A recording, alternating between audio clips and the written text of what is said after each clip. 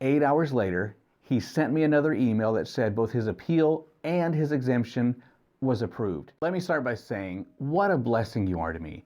I am so glad that we've been able to work together and create a religious exemption letter that is working in most cases, but unfortunately not all cases, and for that, I am deeply sorry. I'm grateful for your support, for your comments and your encouragement, and today what I want to do is cover a number of things such as my updated religious exemption letter and why I did it, pastoral signatures, church letterhead, or denominational support and why I don't think you need it, deleted comments, denied exemptions, and more. All the information and links will be in the description below and pinned in the first comment. Just yesterday, I received 5 emails from people letting me know that their exemption letter was approved. Now that is pretty exciting and humbling for both them and me. If your letter has been approved, please comment or send me an email so that I can celebrate with you. I will say that the letter is not legal or medical advice. It is educational in nature only. Now with that said, I did have one person last week tell me that their request was denied and he was just going to get a lawyer and try to push the thing through. So I suggested that instead of getting a lawyer, why not appeal the denial and write another letter? So I sent him some more information and I encouraged him to rewrite his letter. 8 hours later, he sent me another email that said both his appeal and his exemption was approved. You know, it is stories like that that just keep me going. As of today, August 31st, I have personally responded to and shared my template with over 1,000 people that have reached out to me through email. Now, most have come in the last couple of weeks, and so I've just been completely buried. Now, some people have suggested that I set up an automated response with a link to download the letter. I could do that, but then I don't get to hear your story. I don't get to interact with you, and I don't get to know you personally. And those things are pretty important to me, so I've chosen to respond to each and every email personally and address you by first name, answering any questions and offering any suggestions to make your letter even better. Now, some emails I've responded to within minutes. However, others might take a few hours, but I do get to them eventually and personally. I'm also doing my best to respond to every comment on the video, whether I agree with the statement or not. Now let me tell you why I'll revise the letter, and this is great. Some people have taken my letter, they've tweaked it, and they've made it a whole lot better. I mean, there are some really, really smart people out there. Their letter was so good that I got their permission and took bits and pieces to redo my letter, so now I've revised my exemption letter and started sending that out yesterday, August 30th.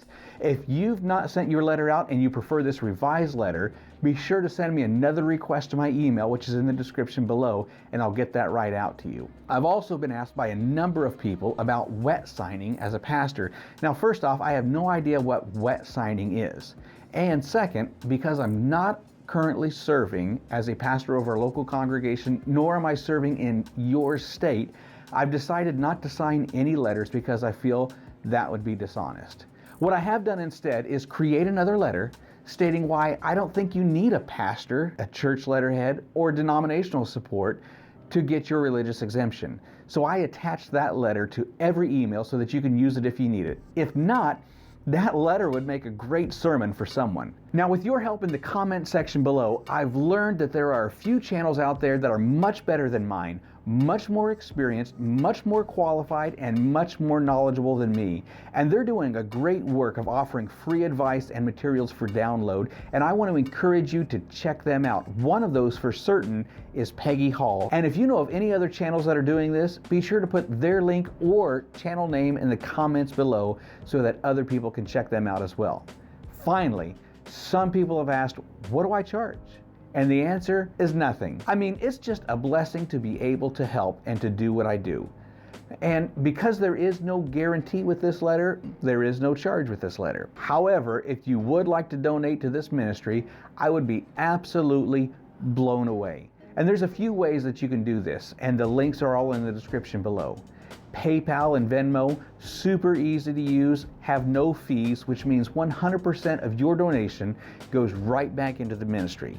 You can also use Buy Me a Coffee or Patreon. They charge small fees, but they're super simple to use as well, and all of them are safe and secure. So yeah, If you would like to support this channel and help me free up some extra time so that I can help others, I would be super grateful.